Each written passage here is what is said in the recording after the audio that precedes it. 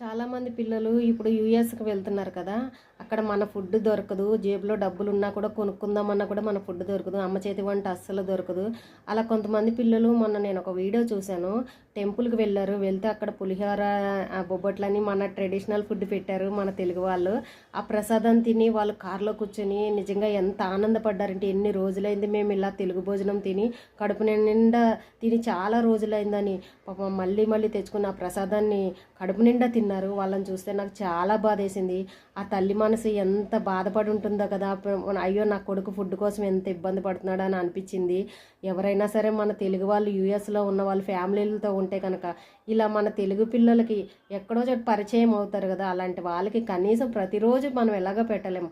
ఒక్క పూటైనా సరే వాళ్ళని భోజనానికి పిలిచి కడుపు నిండా భోజనం పెడితే ఎంత హ్యాపీగా ఉంటుందో కదా. మీ పేరు చెప్పుకొని అసలు అసలు ఎంత వాళ్ళ బాధ చూస్తే నాకైతే కళ్ళల్లో నీళ్ళు